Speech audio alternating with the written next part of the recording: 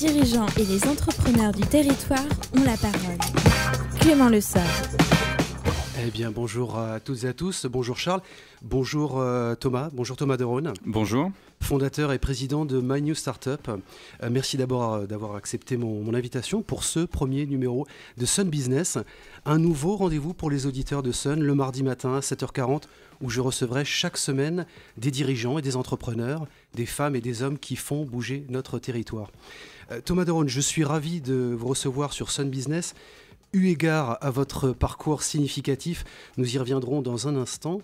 Et bien sûr, pour évoquer ensemble cette belle histoire toute jeune de My New Startup, on parle de fin 2013 pour la création... Novembre 2013, oui, tout à fait. Novembre 2013.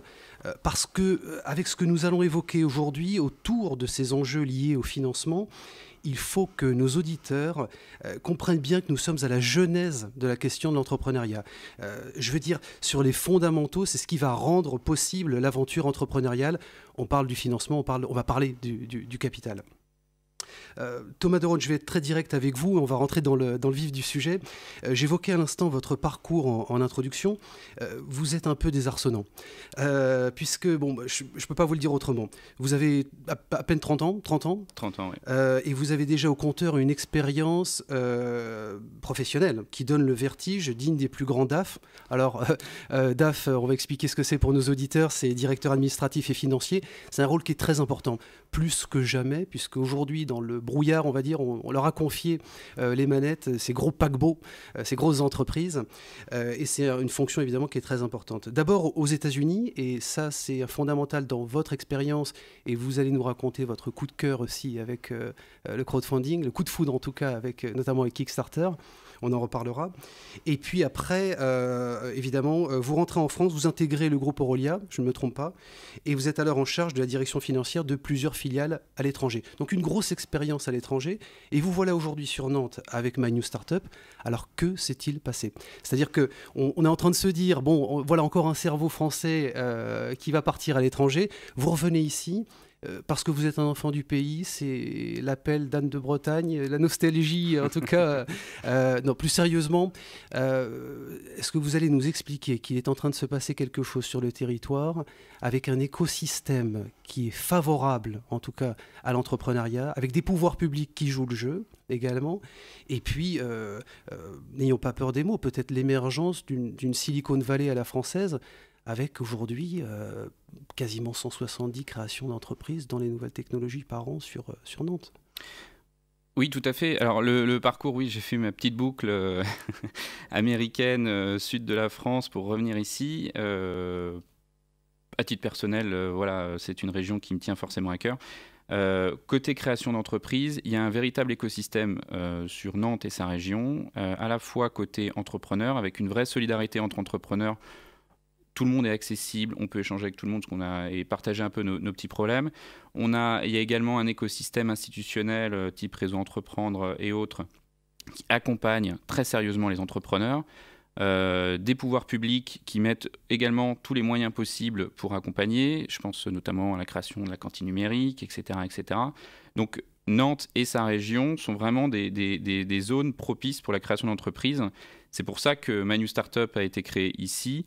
On est également à 2 heures de train de Paris, s'il y a besoin. On a un aéroport. Il y a tout ce qu'il faut en fait pour pouvoir créer une entreprise et la développer.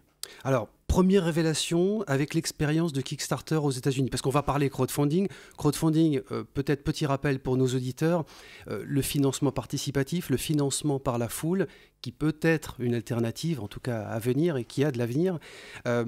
Première révélation avec Kickstarter aux États-Unis, c'est quoi le coup de foudre? Ça se passe comment? Le coup de foudre, en fait, moi à l'époque, je travaillais en direction financière dans un monde de start-up aux États-Unis. 2008, pleine crise, je l'apprends en personne. Moi, j'étais basé à Boston, donc beaucoup de belles boîtes avec des fondateurs sortant des grandes universités, à Harvard, MIT, donc un cerveau bien fait, des beaux projets, pleine crise, grosse difficulté pour trouver des financements, même aux États-Unis où il faut être honnête, le financement des entreprises est quand même beaucoup plus simple qu'en France ou ailleurs. En parallèle, une petite boîte, parce qu'à l'époque c'était tout petit, qui se lance, Kickstarter, plutôt dans le monde pour le financer des projets culturels. Et Kickstarter propose donc un outil, un système qui permet à des particuliers de pouvoir soutenir des projets financièrement, avec un système de récompense ou de don contre don. Là, le pont se fait tout de suite en se disant, il y a quelque chose à faire, tourner ça plus vers l'entrepreneuriat, il y a quelque chose à faire en France, dans le financement des entreprises, en ouvrant la porte en fait, au capital risque et autres, et en démocratisant en fait, l'investissement dans les sociétés non cotées par des particuliers. D'accord. Alors, vous l'avez évoqué, effectivement, une première forme qui est du don pour le don.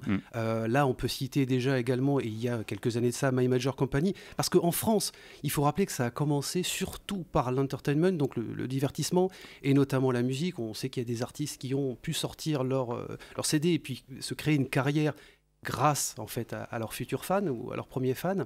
Il y a une troisième forme de crowdfunding, notamment le prêt. Et on va en parler par rapport à effectivement la spécificité de ce qu'est My New Startup. Comment vous vous différenciez par rapport aux autres plateformes? Aujourd'hui, c'est quoi l'ADN et la valeur ajoutée de My New Startup?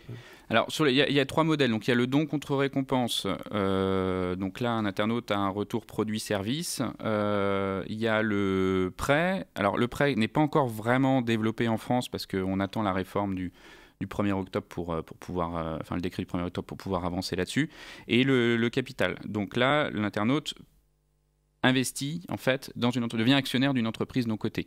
La spécificité de My New Startup, c'est qu'aujourd'hui, nous, on finance que des entreprises en amorçage ou en développement, donc qui ont une vie d'entre 0 et 5 ans en fait, qui réalisent ou non du chiffre d'affaires au moment du financement.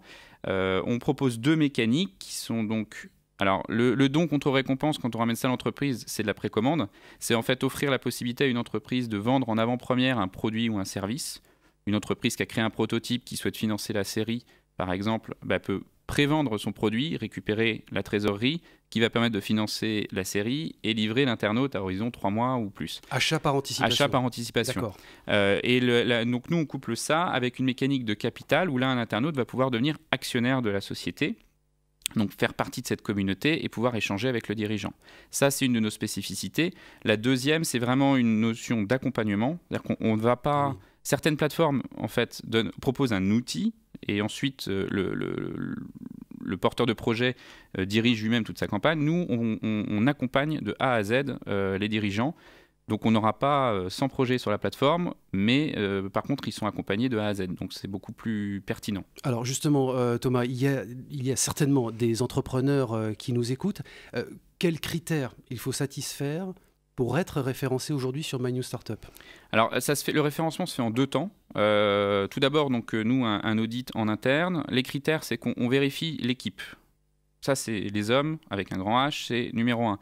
Donc, une équipe dirigeante bien structurée, avec une vision des investisseurs positive, pas seulement une vision carnet de chèques, et voilà. C'est vraiment une volonté d'être accompagné, parce qu'un investisseur, il met de l'argent, mais derrière, il a un réseau, il a une expérience professionnelle, donc il peut accompagner le dirigeant. Et ça, c'est important. Un business model, un modèle économique viable, etc., bien évidemment. Ensuite, ça passe en vote. Là, on redonne le pouvoir. Alors, on market le projet, entre les deux. On va simplifier le projet, surtout c'est un projet techno.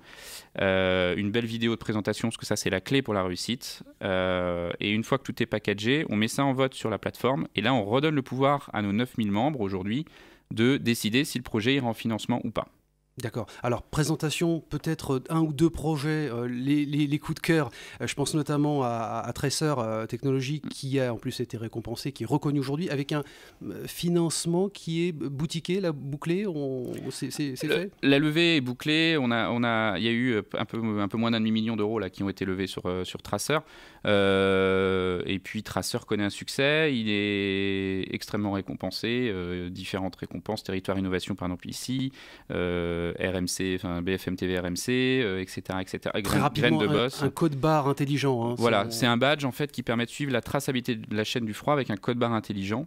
Autre projet coup de cœur, on a En Direct des éleveurs qui finit sa phase de vote, qui est dans l'agriculture innovante. On a Viaduc qui est dans la création de sites internet de manière très simple, Nigilog dans les objets connectés, etc. Donc, on a vraiment tout type d'entreprise sur My New Startup.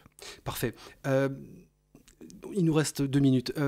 Est-ce que c'est révélateur aussi d'un pays, alors avec le crowdfunding qui monte en puissance, révélateur d'un pays où les banques ne font plus confiance aujourd'hui aux jeunes entrepreneurs. Et là, je vous chacote un peu, mais pas de langue de bois là-dessus. Est-ce que vraiment ça veut dire aujourd'hui qu'il y a un principe de précaution qui est majeur et qui peut détruire à terme, à moyen terme, à long terme, l'innovation? Alors, les banques resteront toujours là et financeront toujours les entreprises dans leur rayon, enfin dans leurs possibilités. Enfin, selon, ils financent du matériel, ils financent, etc. Il y a des choses sur lesquelles les banques ne peuvent pas aller. Il y a d'un côté les entrepreneurs, mais aussi les investisseurs, parce qu'il ne faut pas les oublier. Aujourd'hui, les investisseurs ont de moins en moins confiance dans les banques. Ils ont envie de donner du sens à leur épargne, surtout de savoir où leur argent va et est investi. Là, au moins, ils investissent, ils donnent du sens à leur épargne, c'est concret. Donc, à la fois des deux côtés, je pense que ce mode de financement va décoller parce qu'il y a un réel besoin des deux côtés. D'un côté pour financer des entreprises et de l'autre pour des investisseurs pour pouvoir diversifier leur patrimoine et donner du sens à leur épargne. Parfait. Allez, on se projette sur les 3 prochaines années rapidement pour terminer. C'est quoi les ambitions de Manu Startup là, Manu Startup, consolider les communautés, renforcer la communauté, être présent sur plusieurs régions en France et à l'étranger et pourquoi pas aller sur le prêt. Bien sûr, de belles ambitions. On va voir évidemment, et j'aurai l'occasion, j'espère, de vous recevoir à nouveau pour voir comment ce beau bébé va évoluer. La semaine prochaine, je donne tout de suite rendez-vous à nos auditeurs, nos auditrices bien sûr, pour recevoir à votre place Benjamin Fournier, qui est le cofondateur de Neonex. Il viendra nous parler de la Crystal Ball. Il sera question de musique, de nouvelles technologies, de contrôleurs, de création. Encore une belle histoire d'entrepreneuriat. Et j'en profite, puisque c'est la première, Charles, pour remercier aussi Aline Fagot, Pierre Boucard, Charlotte Welty, Sébastien Marquet et DJ One Up qui ont contribué pour leur confiance et pour leur précieuse contribution à Sun Business. À très bientôt, excellente journée et bonne rentrée à nos petits.